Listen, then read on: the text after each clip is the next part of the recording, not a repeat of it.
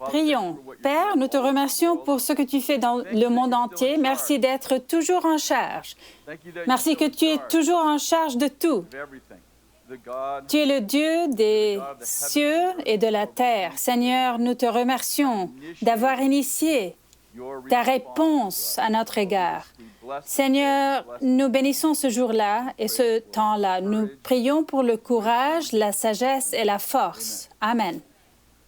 Eh bien, c'est vraiment bon d'être ici. Je pensais que lorsque vous prêchez toutes les quelques semaines, vous perdez la pratique. Quand vous prêchez 4 ou 5 fois par semaine, c'est très différent. Je voulais parler de la deuxième partie de la guerre des mondes. Il y a environ 5 semaines, j'ai partagé un message intitulé « La guerre des mondes ». Je voudrais en parler un peu pour revenir sur le message. Au fait, combien d'entre vous ont entendu le message d'Eric la semaine dernière? J'ai pensé que c'était l'un des messages les plus profonds que j'ai jamais entendus sur la façon dont nous naviguons cette saison. J'ai pensé à son exemple des limites d'un jeu et du fait de jouer à l'intérieur de ses limites. Je pensais que c'était profond. Je l'ai écouté à nouveau. Je veux juste dire que c'était un excellent message. Si vous ne l'avez pas écouté, je vous encourage de passer sur Bethel.tv ou YouTube et réécouter ce message. J'ai vraiment l'impression que c'est un message profond et prophétique pour nous aujourd'hui. En décembre, j'ai eu une rencontre où le Seigneur m'a parlé et a partagé avec moi pendant 5 jours consécutifs ce mot « providence ». Je me réveille chaque matin avec le mot « providence » en tête. Je ne vais pas répéter tout ce message, mais je voudrais parler de ce que je ressens de notre réponse et de l'aide que Dieu nous envoie. La providence est l'idée que nous vivons dans le libre arbitre et que Dieu a initié le libre arbitre dans le jardin. Dieu est celui qui a mis 2 arbres dans le jardin. Oui, l'ennemi, le diable, Lucifer, a encouragé, il a trompé Adam et Ève pour qu'ils mangent du 2e arbre, mais c'est Dieu qui a planté les 2 arbres dans le jardin. Cela montre l'amour de Dieu pour le libre arbitre. D'ailleurs, les humains n'ont pas été les premiers à avoir le libre arbitre. Combien comprennent qu'un tiers des anges sont tombés parce qu'ils avaient le libre arbitre? Dieu aime le libre arbitre. Combien comprennent que dans le libre arbitre, il n'y aurait pas d'amour sans le libre arbitre, pardon. Dieu pourrait vous programmer pour que vous l'aimiez, mais la seule façon d'aimer, l'amour, exige le libre arbitre. Nous vivons donc généralement en toute liberté, mais de temps en temps dans l'histoire, Dieu prend le pas sur le libre arbitre. Et Dieu dit non. Écoutez, je me fiche de ce que vous voulez. Voilà ce qui va se passer. Et Dieu commence à déterminer l'histoire et à façonner l'histoire. Il dispose, si vous voulez, d'un bouton d'annulation. Nous le voyons encore et encore dans l'histoire. Quand je dis encore et encore, je ne parle pas de ce qui se passe tous les jours, mais de ce qui se passe tous les 100 ans, peut-être. Nous le voyons à l'époque de Noé, quand Dieu dit, enfin, ça suffit, plus de libre arbitre maintenant. Et Dieu efface le monde et recommence avec Noé. J'appelle ces saisons les saisons de la providence. Quand Dieu intervient, il fait, si vous voulez, l'exception à la règle et il dit, nous le ferons à ma façon en cette saison. La Bible parle de 3 cieux. La Bible parle dans Genèse 1, Dieu créa le ciel et la terre. Nous appelons cela le premier ciel. Ce n'est pas seulement le royaume visible, mais c'est tout ce qui a été, de ce qui a très au cosmos, ce royaume dans lequel nous vivons le premier siècle. Puis, Paul a déclaré qu'il connaissait un homme qui a été emmené au 3e ciel et qu'il a vu des choses indescriptibles. Nous savons donc que la façon dont nous comptons les cieux et que Paul a dit « J'ai connu un homme qui est allé au 3e ciel ». Donc, s'il y a un 3e ciel, il doit y avoir un 2e et un 1er. On compte donc le 1er ciel comme Dieu créa le ciel et la terre. Et dans Éphésiens chapitre 6, Paul dit que ce n'est pas contre l'homme que nous avons à lutter, mais contre les puissances, contre les autorités. Écoutez cette phrase, dans les lieux célestes. Des puissances et des autorités dans les lieux célestes. Il n'y a pas de démons dans le ciel de Dieu, n'est-ce pas? Nous appelons cela le 2e ciel. Quand nous sommes nés dans le 1er ciel, Mais quand nous sommes nés dans le premier ciel. Mais quand nous sommes nés de nouveau, nous avons été élevés et faits assis dans les lieux célestes. Juste pour que vous sachiez quel ciel, c'est avec le Christ. Ce que je veux dire, c'est que nous ne pouvons pas résoudre un problème de premier ciel avec une solution de premier ciel si le deuxième ciel est à l'origine du problème. Je dis que si c'est le diable qui est à l'origine du problème, combien d'entre vous le savent, vous n'allez pas résoudre cela avec une solution du premier ciel si vous avez un problème du deuxième ciel. Il vous faut une solution de troisième ciel. Il nous a placés bien au-dessus de toutes les principautés, de toutes les puissances et de tout nom qui peut être nommé, non seulement dans le monde présent, mais encore dans le monde à venir. Il a tout mis sous ses pieds. C'est une belle métaphore pour dire l'ennemi est sous vos pieds. Bien sûr, le défi dont nous parlons ici depuis des années et que Bill a lancé, c'est que nous vivons dans le premier et le troisième ciel. Priez-vous de la terre vers le ciel ou du ciel vers la terre? Maintenant, quand vous avez un problème, j'aimerais proposer que les épreuves, vous savez, dans Jacques chapitre 1, il dit « Considérez comme un sujet de joie complète les diverses épreuves auxquelles vous pouvez être exposés, sachant que la mise à l'épreuve de votre foi produit la persévérance. » Ce n'est pas un test de caractère, mais un test de foi. Les épreuves ne testent pas votre caractère, elles testent votre foi d'abord. Les gens disent, genre, je suis dans une épreuve, Dieu m'a fait subir une épreuve, mais je voudrais proposer qu'il y ait 3 sources d'épreuves. Celles que nous voulons sont celles que Dieu a initiées parce qu'il met notre foi à l'épreuve. Mais j'aimerais suggérer que pas toutes les épreuves Dieu a proposées pour vous. Parfois, nous créons nos propres épreuves. C'est ce que l'on appelle l'esprit de stupidité. Combien ont jamais eu l'esprit de stupidité, vous sautez dessus et vous dire « Dieu me fait traverser une épreuve ». Ces gens, non. C'est vous qui vous êtes passé à travers une épreuve. Dieu peut-il utiliser l'épreuve? Mais oui, mais il ne l'a pas initiée. Combien savent qu'il y a des épreuves que l'ennemi a créées? Ce n'est pas non plus une épreuve que vous voulez subir parce que Dieu n'a pas initié cette épreuve. Quand on passe par un problème de premier ciel, la première question est de savoir qui a lancé le défi. En d'autres termes, si Dieu a créé une épreuve, je veux passer sous cette épreuve et je veux grandir dans ma foi. Cette épreuve est un but. Si l'ennemi a initié cette épreuve, combien d'entre vous le savent? Je ne veux pas me retrouver sous cette épreuve. Je veux me soumettre à Dieu et résister au diable. J'ai créé l'épreuve, si j'ai créé l'épreuve, j'ai besoin d'un peu de sagesse car cette épreuve peut avoir un bon résultat, mais c'est moi qui l'ai créée. La question devient, quand il y a un problème dans la terre, maintenant, rendons-le plus grand. Qui a pris l'initiative? Car je ne veux pas résister à quelque chose que Dieu a initié. Je ne veux pas être sous quelque chose que l'ennemi a initié et j'ai besoin d'une tonne de sagesse pour celle que j'ai initiée.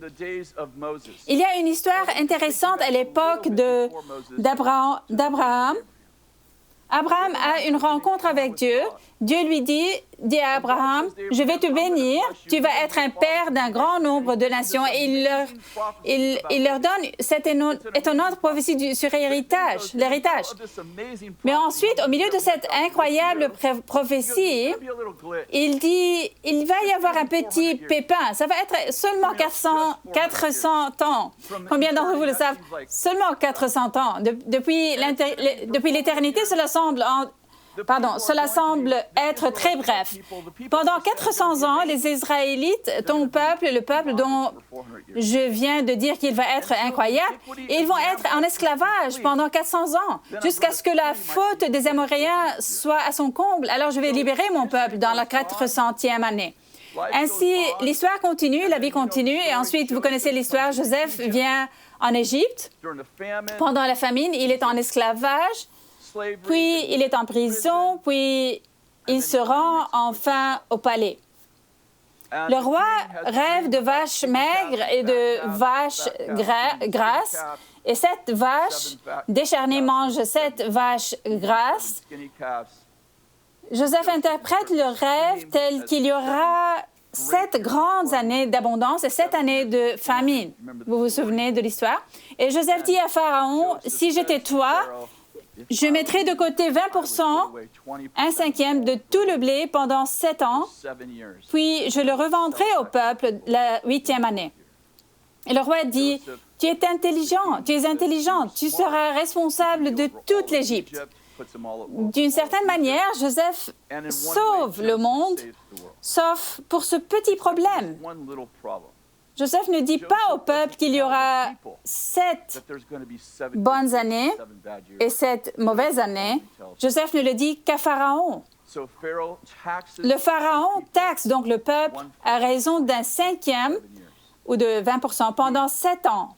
Il crée ces énormes silos à grains et la 8e année, le Pharaon commence à revendre le blé au peuple. À la fin de la 5e année, le peuple égyptien a dépensé tout son argent. Puis, ils commencent à donner tout leur terrain à Pharaon. Et en la 6e année, ils viennent à Joseph, ils disent, « Nous n'avons pas de terrain, nous n'avons pas d'argent. » Et Joseph dit, « Alors, vendez-moi vos âmes, vendez-moi vos âmes. » Il est écrit, « Toute l'Égypte a été asservie à Pharaon. » Joseph a asservi toute l'Égypte. Il a pris un pays du premier monde et il en a fait un pays du tiers-monde en 14 ans. Lorsque Joseph meurt, le livre de l'Exode s'ouvre sur cette phrase, « Un nouveau roi parvint au pouvoir en Égypte, un roi qui n'avait pas connu Joseph. » Et qu'est-ce qu'il a fait? Il a asservi tous les Israélites. Tout ce que vous semez, vous le récolterez. Et Joseph a asservi les Égyptiens, et les Égyptiens, à la génération suivante, ont asservi les Israélites. Pendant 320 ans, vous vous souvenez, Dieu a dit à Abraham, « En la 400e année, je libérerai mon peuple. » Pendant 320 ans, le peuple a été en esclavage. Pouvez-vous imaginer être le peuple qui prie, mais vous êtes sous la providence de Dieu? Vous êtes en esclavage par décret de Dieu. La 320e année, le Pharaon a l'idée de tuer tous les enfants mâles premiers-nés, les enfants israélites. Il décide de les tuer sans raison apparente. Peut-être la surpopulation, il ne tue que les mâles. Et que se passe-t-il? J'aimerais suggérer qu'il y ait un décret du 3e ciel. Je vais libérer le peuple dans la 400e année.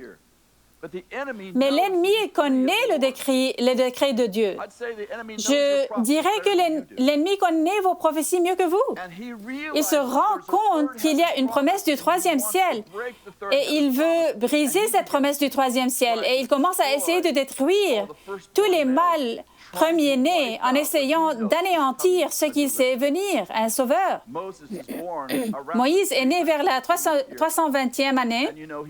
Et vous savez, il a grandi dans la maison de Pharaon grâce à une série de miracles que vous connaissez probablement. Peut-être que vous avez lu l'histoire dans la Bible ou regardé le film. Moïse finit dans le Nil. La princesse, la fille du Pharaon, le prend comme son propre fils. Il est élevé dans la maison de Pharaon. Dans la maison de Pharaon. Le Pharaon n'a aucune idée de ce qui se passe ici. Le diable inspire au Pharaon de tuer les premiers-nés mâles. Mais le Seigneur finit par prendre le Sauveur, le mettant dans la maison de Pharaon. Pourquoi?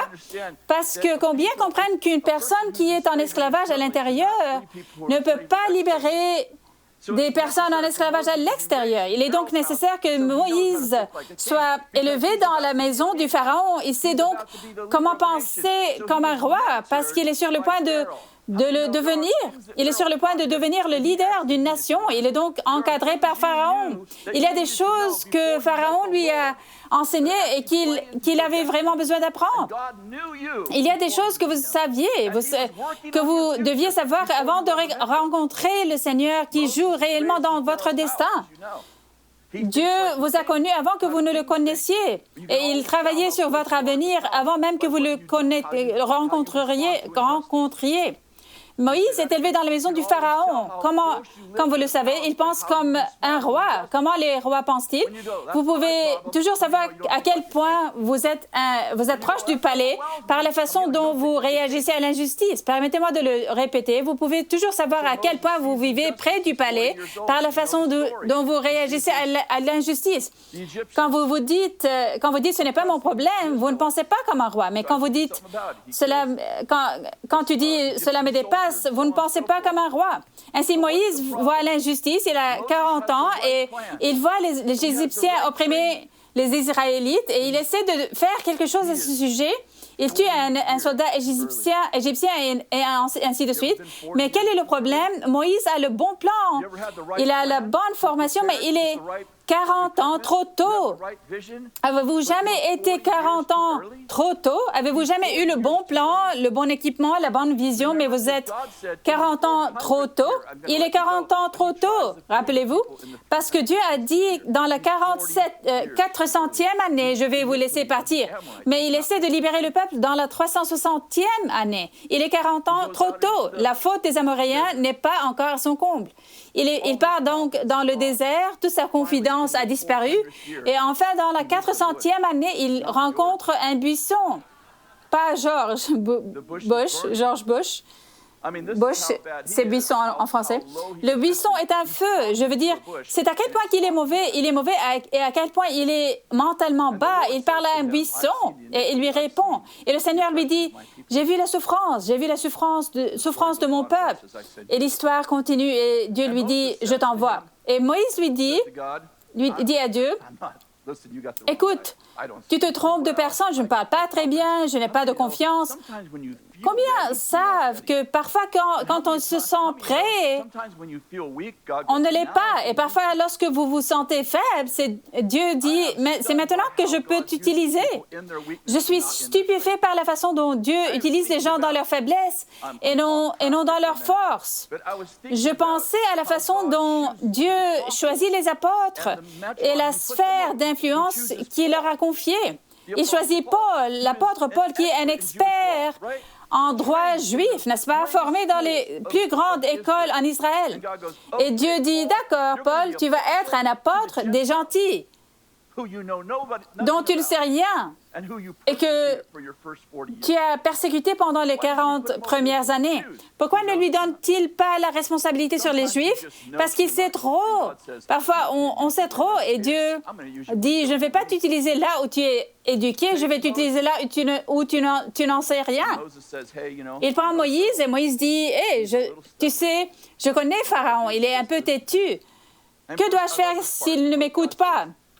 Et Moïse dit à Dieu, et qui dois-je dire m'a envoyé? Et Dieu lui dit, je suis. Et Moïse dit, as-tu un autre nom? Et Dieu dit, je suis celui qui suis. Et cela permettra de clarifier les choses. Avançons rapidement. Il se retrouve devant le Pharaon avec son frère Aaron. Il jette un bâton. Tout cela a été planifié à l'avance. Dieu leur a raconté tout le plan. Il jette le bâton et ça devient un serpent. Mais ce qu'il n'a pas réalisé, c'est que les sorciers aussi peuvent aussi faire des tours de magie. Et ils jettent leur bâton et ils deviennent deux serpents. Ce que je veux dire, c'est que lorsque Dieu agit, l'ennemi ne peut pas l'arrêter. Il essaie donc de diluer son mouvement avec d'autres serpents. Il faut trouver quel serpent est celui de Dieu. La plupart du temps, les chrétiens s'enfuient à cause des serpents. Ils disent, Dieu ne peut pas être dans tout cela. Et je propose que ce soit la 400e année. Et Dieu a jeté un bâton et il est devenu un serpent. Et l'ennemi ne peut pas arrêter le serpent de Dieu. Il essaie donc de le polluer avec d'autres serpents. Il essaie de polluer les mouvements de Dieu. Dieu nous délivre du racisme. Dieu nous délivre de la perversion, du transsexualisme, de l'immoralité. Dieu a jeté son bâton par terre et la faute des Amoréens est à son comble. Et Dieu dit, j'en ai eu marre et Dieu s'en mêle. Mais combien d'entre vous le savent? L'ennemi riposte avec d'autres serpents. Très vite, on ne trouve plus les serpents. Alors on s'enfuit. Et je ne sais pas quoi faire, on dit. Et je dis qu'il faut du discernement pour trouver le serpent de Dieu. Je propose que Dieu ait initié un mouvement.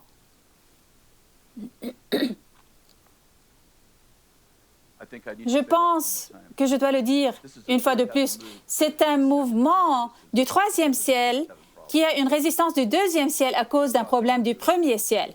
Dieu est en mouvement.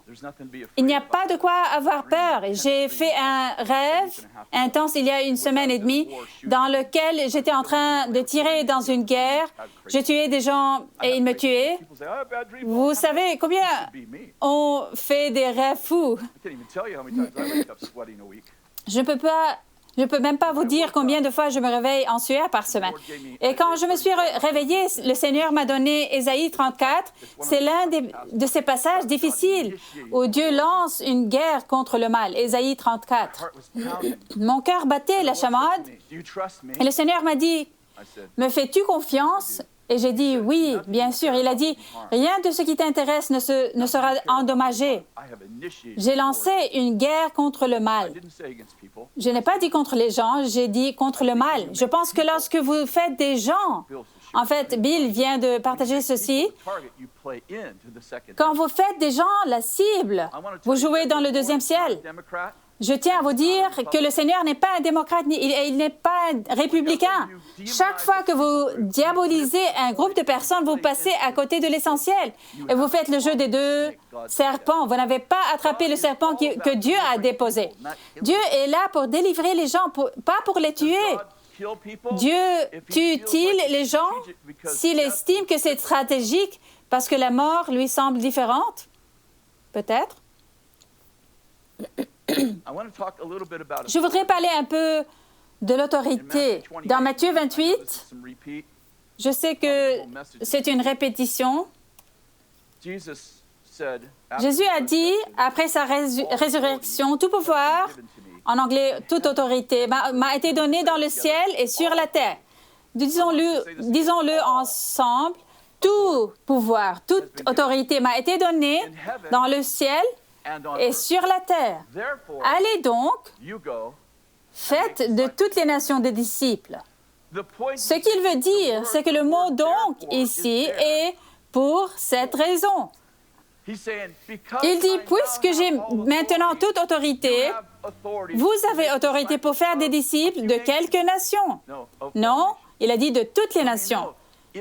C'est l'extension de la parole de Dieu à Abraham. Ce n'est pas un nouveau passage. C'est la promesse faite à Abraham. Tu vas être un père d'un grand nombre de nations. C'est l'extension. Ce n'est pas une nouvelle parole. C'est l'extension de la promesse d'Abraham, dont nous sommes les enfants. Parce que Abraham était le père de la foi. Et ma question est la suivante. Au milieu d'une épreuve, y croyez-vous? Parce que je propose que les deux serpents soient là pour vous enlever votre autorité. L'ennemi lance des serpents pour vous faire sentir impuissant. Pour vous faire sentir impuissant. Mais ce que vous ressentez n'est pas ce que vous êtes.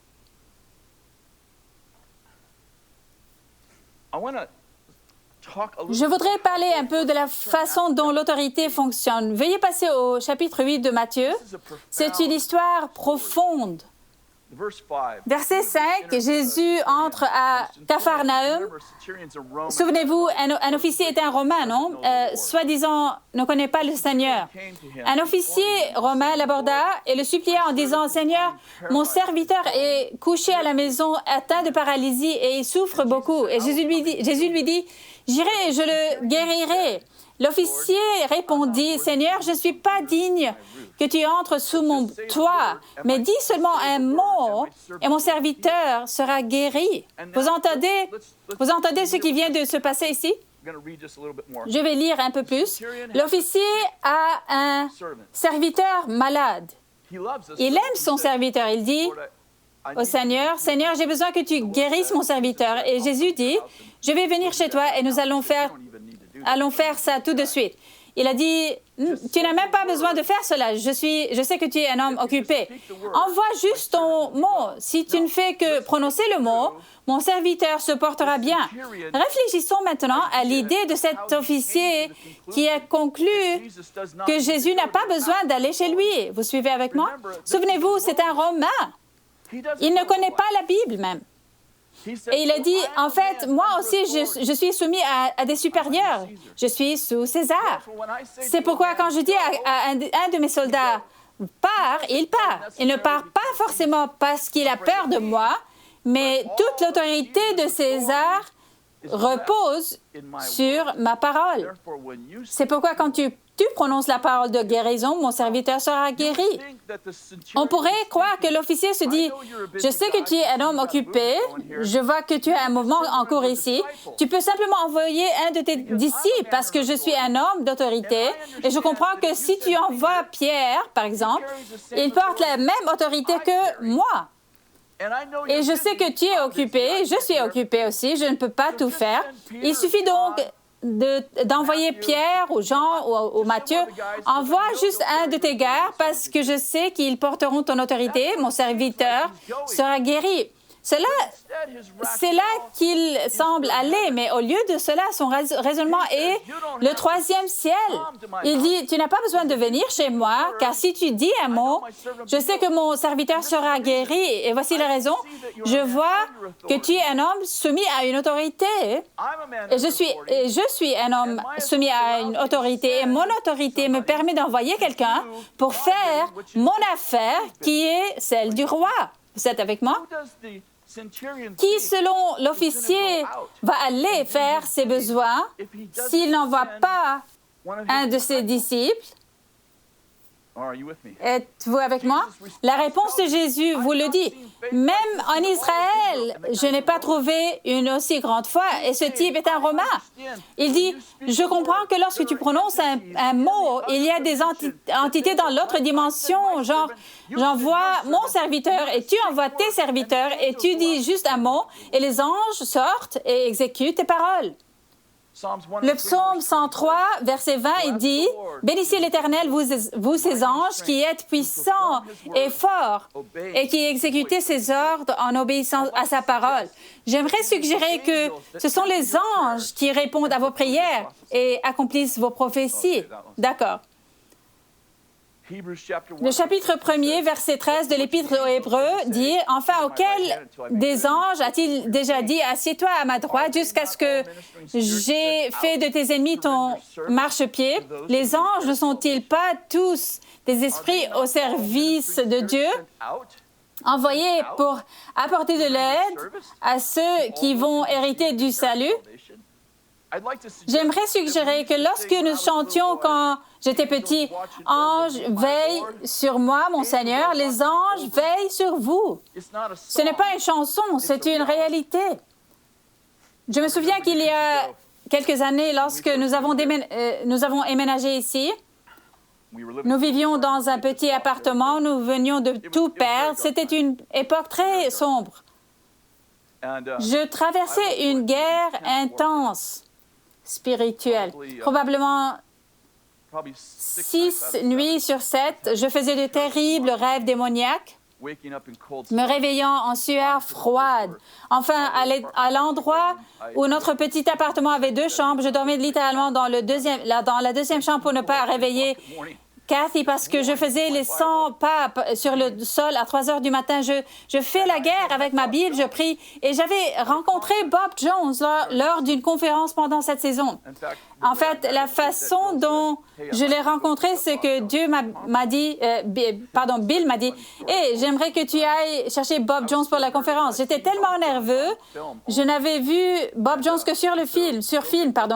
Alors Bill m'a dit, « Va chercher Bob et Jones et Larry Randolph à l'aéroport. » Et je vais donc chercher Bob Jones. Je suis en avance de 20 minutes pour une raison quelconque qui n'arrive jamais à Reading. Pour tous ceux d'entre vous qui volent, l'avion est plus tôt que cela, même, de 20 minutes. Et Bob se tient dehors avec ses deux énormes valises. Et alors, je me suis arrêtée et je dis, « Oh mon Dieu, il est déjà ici. Comment cela se fait-il? » Et je sors de la voiture et je dis, « Oh, Monsieur Jones, mon Dieu, vous êtes arrivé tôt. » Et il dit, « Tu es en retard, tu es en retard. » Il ne dit pas « Salut », rien de tout cela. Il dit seulement « Tu es en retard. » J'ai dit « Non, en fait, je suis arrivé tôt. » Il a dit « Non, tu es en retard. » D'accord?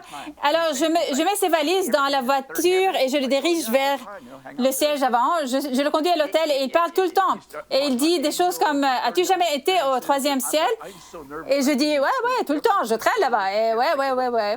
Et il a commencé à parler des anges et des expériences du 3e ciel. Et je suis tellement nerveux, je ne pouvais pas même penser. Avez-vous jamais été si nerveux que vous ne savez pas quoi dire? Alors, je continue à dire, oui. Vous savez, je ne faisais que mentir. Je n'ai aucune idée de ce dont il parlait. Nous arrivons donc à la conférence. Le lendemain matin, je suis censée aller le chercher avec Larry Randolph pour la conférence. Et Bill dit, s'il te plaît, arrive tôt. Et je me rends donc à l'hôtel à 9h30. Le matin, je dois les faire venir ici avant 10h matin.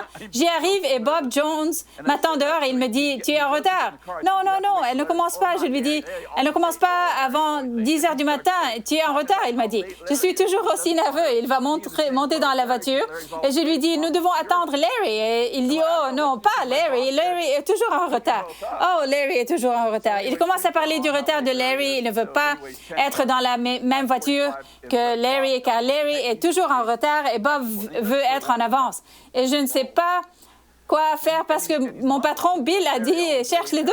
Bref, il continue à raconter à quel point Larry est tard. De toute façon, il est 9h45 et Bob fait les 100 pas et il fait juste les 100 pas. Et il se marmonne à lui-même, Larry est toujours en retard, Larry est toujours en retard. 5 minutes avant 10 heures, j'avais frappé à la porte, j'avais appelé plusieurs fois, pas de réponse. Et il est 10 heures maintenant. Bob est furieux. Maintenant, 10h15, Larry ouvre la porte, sa chemise est mal boutonnée, ses cheveux sont partout. Et il dit, « Oh, j'ai eu une nuit difficile. » Et Bob Jones le regarde et lui dit, « Oui, la nuit dernière, tu avais un démon dans ta chambre, n'est-ce pas? » Et Larry dit, « Oui, toute la nuit, j'ai lutté contre lui. » Et Bob Jones lui dit, « Oui, je le savais. » Larry a dit, « Comment savais-tu? » Et Bob Jones dit, « Il est venu dans ma chambre hier soir et je lui ai dit, tu t'es trompé de chambre. Larry est à côté. » Histoire vraie, c'est une histoire la plus folle. Bob est le plus fou. J'ai appris à l'aimer, vraiment. Une fois la conférence terminée, je l'ai ramené à l'aéroport. À ce moment-là, j'avais passé 4 jours avec lui et j'ai compris qu'il avait un sens de l'humour très sarcastique, ce qui m'a bien réussi. Nous sommes genre rapprochés. Je descends de la voiture, je l'organise et je l'amène à l'aéroport et il me dit « Donne-moi ton numéro de téléphone. Si jamais tu as des ennuis, je t'appelle. » Avez-vous remarqué? Donne-moi ton numéro de téléphone. Si jamais tu as des ennuis, je t'appelle. Et je lui donne mon papier, mon numéro, je lui donne. Et je pensais, il ne va jamais m'appeler. Et puis, je vis tous ces rêves fous, c'est des choses démoniaques qui durent probablement 3 mois. Et à 6 heures du matin, le téléphone sonne. Je suis dans la deuxième chambre et Cathy se lève, ma femme, et elle répond au téléphone et elle me dit « Bob Jones est au téléphone. » Et je lui dis « Non. » Et elle me dit « Oui, c'est Bob Jones qui est au téléphone. » Et alors, je décroche le téléphone et il me dit « Hey, comment vas-tu? » Et j'ai dit « Oh, je passe une semaine très difficile. » Et il me dit, « Oui, je t'ai dit que si jamais tu avais des problèmes, je t'appelle. » Et puis, il me parle de mon rêve récurrent. Il me raconte tout le rêve que je fais depuis 3 mois, en tout point. Et il dit, oui, c'est mauvais. Mais le Seigneur va t'envoyer un ange de secours. As-tu jamais vu un ange? Je lui dis non. Maintenant, je dis la vérité. Il dit, oh, le Seigneur va t'envoyer un ange de secours. J'ai dit, OK, merci. Pendant les 2 nuits suivantes, j'ai fait deux autres rêves démoniaques. Puis, la 3e nuit, après que Bob m'a donné ce mot, je me suis réveillée parce que j'avais l'impression qu'il y avait un tremblement de terre. Je me réveille, je suis dans la 2e chambre. Je pense qu'il est environ 5 heures du matin. Je me dis, j'ai été dans de nombreux tremblements de terre en Californie. Je me réveille et je regarde en haut. Il y a un chandelier dans la chambre qui est parfaitement immobile. Vous savez, quand vous n'êtes pas tout à fait réveillé, et je me suis dit, c'est bizarre, le chandelier est bien, mais mon lit tremble violemment. Et je le regarde, et je regarde par-dessus mon épaule, comme ça, et il y a un homme qui se tient là. Et il est aussi grand que peut-être Shaquille O'Neal. Je ne sais pas, j'étais allongée sur le dos. Il était énorme, il n'a pas de chemise, il a l'air d'un carrossier. Il a de longs cheveux noirs et il a l'air d'un Indien, et il a les yeux noirs de charbon et il porte des collants de lutte noirs. Et il a les bras croisés et il me regarde. Et je lève les yeux et je me dis, quelqu'un est entré par effraction dans ma maison. Et puis je me rends compte que mon lit tremble et je me dis dans ma tête, ça doit être un ange. Et quand j'ai dit cela, ce doit être un ange, il s'est vaporisé devant moi. J'ai donc appelé Bob Jones et j'ai dit, Bob, je crois que j'ai eu ma première visite d'ange hier soir. Il a dit, bien. Et il a dit, avait-il l'air d'un Indien?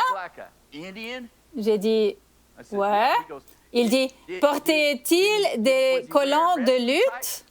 J'ai dit, ouais. Il dit, avait-il l'air d'un carrossier? J'ai dit, ouais. Il a dit, était-il de mauvaise humeur? J'ai dit, ouais. Ouais. Il dit, oui, c'est Michel. Il est toujours de mauvaise humeur. C'est Michel, il est toujours de mauvaise humeur. À partir de ce jour, mes rêves tourmentés ont cessé. Passez à Daniel chapitre 9. Tout le monde se dit, et le but de tout cela est... Vous savez, il y a 5 semaines, la dernière fois que j'ai prêché, j'ai parlé de la guerre des mondes. Et nous avons parlé des démons. Aujourd'hui, je veux parler des anges. Nous avons l'aide des anges. Daniel chapitre 9, verset 21. Je parlais encore dans ma prière quand l'homme, Gabriel, celui que j'avais vu dans ma précédente vision, s'est approché de moi d'un vol rapide au moment de l'offrande du soir. Il m'a enseigné et a parlé avec moi. Il m'a dit, Daniel, je suis venu maintenant pour ouvrir ta compréhension. Passons au verset 12. Chapitre 10, verset 12. Il m'a dit, Daniel, n'aie pas peur, car dès le premier jour où tu as eu à cœur de comprendre et de t'humilier devant ton Dieu, tes paroles ont été entendues et c'est à cause d'elles que je suis venu. Le chef du royaume de Perse m'a résisté 21 jours, mais Michel, l'un des principaux chefs, est venu à mon aide et je suis resté là près des rois de Perse. Comprenez-vous que lorsqu'il parle des rois de Perse ici, il ne parle pas des rois naturels, il parle des principautés. Maintenant, avant d'aller plus loin, ceci est en réponse à Jérémie. Jérémie a prophétisé que les enfants d'Israël seraient en esclavage à Babylone pendant 70 ans. Nous en sommes à la 70e année. Daniel a été emmené en captivité. Je ne sais pas, il a peut-être 15 ans lors de sa première année de captivité. Il a vécu le règne de Nebuchadnezzar, de Belshazzar, son fils, et Darius aussi, qu'il a mis dans la fosse au lion. Et maintenant, il travaille pour le roi Cyrus.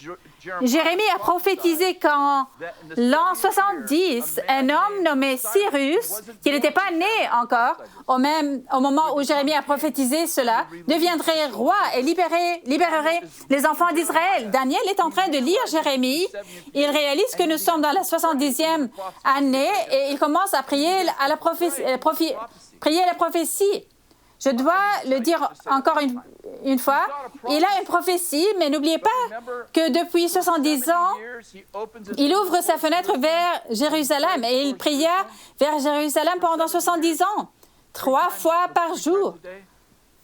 Maintenant, il réalise que nous sommes dans le 70e an année et il commence à prier pour la liberté, pour l'accomplissement de la prophétie.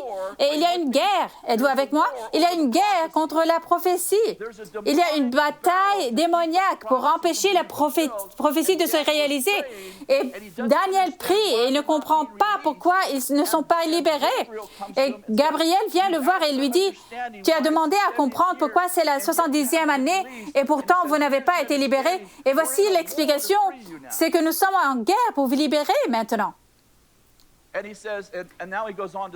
Il poursuit en disant, regardez le verset 19, « Il m'a dit, n'aie pas peur, homme considéré comme précieux, que la paix soit avec toi, fortifie-toi. » Pendant qu'il me parlait, j'ai repris des forces. J'ai alors dit que mon Seigneur parle, car tu m'as fortifié. Auparavant, il dit, je n'ai pas de force en moi, j'ai l'impression que je vais mourir. Et l'ange se penche et il le fortifie et lui dit, tu es un homme considéré comme précieux, tu peux te tenir comme debout courageusement. Il m'a dit, sais-tu pourquoi je suis venu vers toi? Maintenant, je retourne combattre le chef de la Perse. Et quand je partirai, le chef de la Grèce viendra. Cependant, je veux t'annoncer ce qui est écrit dans le livre de vérité en parlant de la prophétie de Jérémie de la 70e année. Personne ne me soutient contre cela, excepté Michel. Écoutez ceci, votre chef, excepté Michel, votre chef. Avez-vous compris cela? Gabriel dit à Daniel, quand tu as commencé à prier, un prince, un chef t'a été assigné, c'est Michel, l'archange. Il n'y a qu'un seul prince, chef, qui se bat à côté de moi parce que tu es le seul à prier. Avez-vous compris cela? Il a dit, il y a des milliers de gens, des Israélites coincés à Babylone. Mais le seul qui m'aide, dit Gabriel, pour vous libérer contre le prince de Perse et cet autre prince de Grèce, le seul qui m'aide est Michel.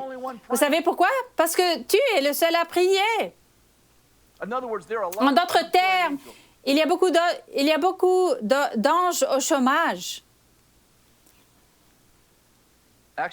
Actes chapitre 12, verset 5, nous allons amener cela dans le Nouveau Testament. Pierre était donc gardé dans la prison et l'Église adressait d'ardentes prières à Dieu pour lui. L'Église venait de perdre Jacques, n'est-ce pas?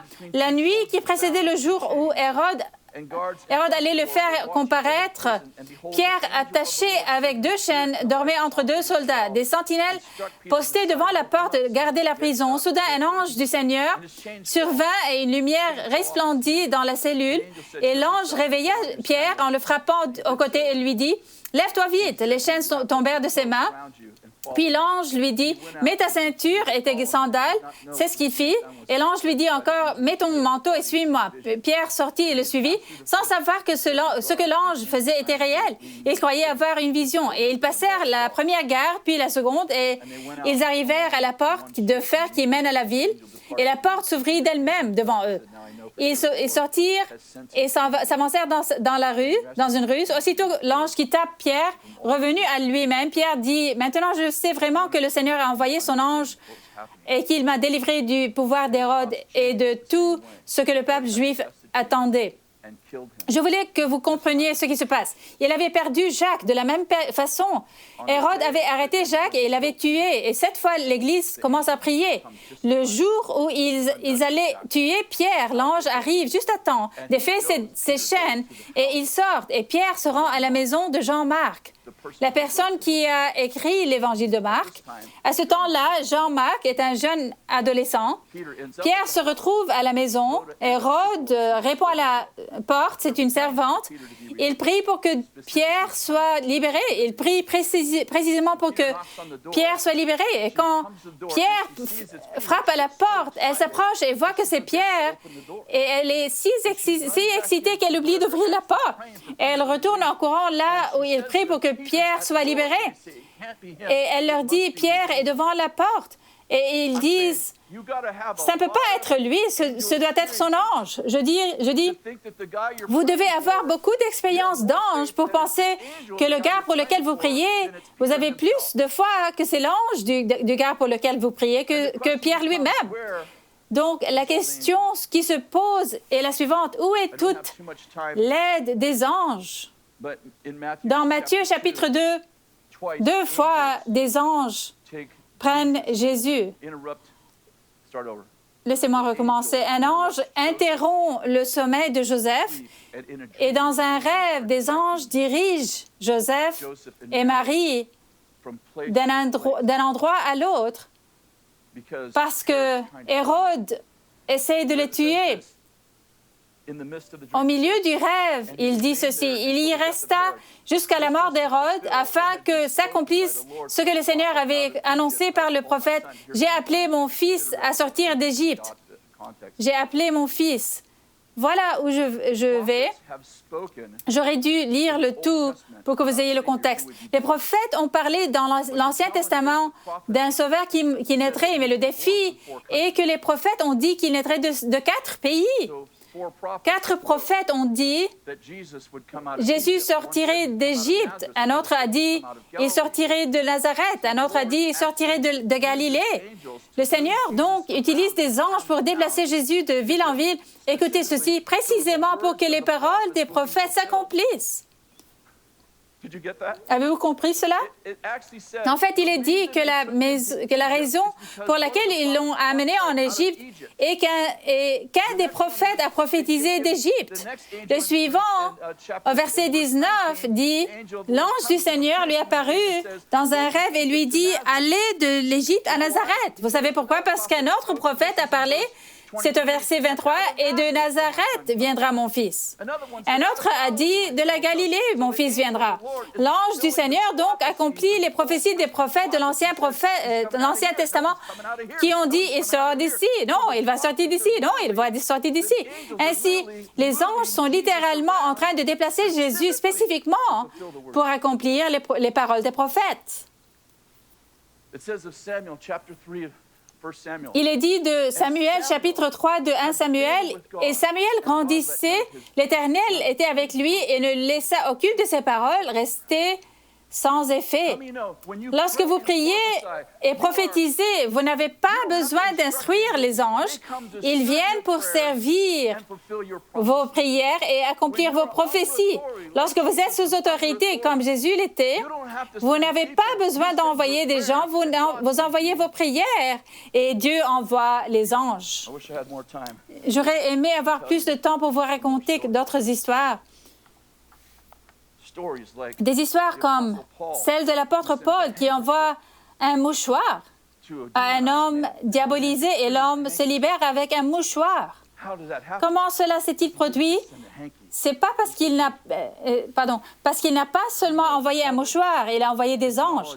Savez-vous que le ciel reconnaît l'autorité apostolique et que l'enfer la reconnaît aussi? Vous voulez être célèbre au paradis et craint en enfer. Ce que vous pensez qui va mal, c'est Dieu qui l'a initié. Il suffit de trouver le bon serpent. Dieu brise le racisme et l'immoralité. Je vous assure, nous sommes au milieu d'une guerre culturelle dans laquelle Dieu est intervenu et a dit, c'est la 400e année. Je vais prendre la suite à partir de là. Vous allez faire de grosses erreurs si vous commencez à accuser les hommes. Je pense que les hommes ne savent même pas ce qu'ils font. Je ne pense pas que les gouverneurs et les présidents, je les inclus de tous les pays même, je pense qu'ils ne savent même pas ce qu'ils font. L'ennemi essaie d'arrêter le mouvement de Dieu. Il tue des bébés, vous comprenez l'idée. Il tue des bébés, il crée de la violence, il fait ce qu'il fait, voler, égorger et détruire. Mais au milieu de tout cela, il y a un autre serpent. Ce que je veux dire, c'est que vous allez soit être craintif, soit pas vivre dans le déni, mais Dieu veut que vous viviez dans la foi. Et il ne veut pas que Eric soit la seule personne à prier. Il ne veut pas que seul l'ange d'Eric soit impliqué ou celui de Candace. Il ne veut pas que seul l'ange de Bill soit impliqué. Combien d'entre vous comprennent? Dieu a décrété quelque chose. Il y a une guerre dans le deuxième ciel parce que Dieu a fait un décret dans le troisième ciel. Ce que vous pensez être le mal, Dieu le fait pour le bien. Dieu a décidé de libérer le peuple d'Égypte jusqu'à la terre promise. Les enfants d'Israël sont restés coincés dans le désert. Pardon, les enfants d'Israël sont restés coincés dans le ciel.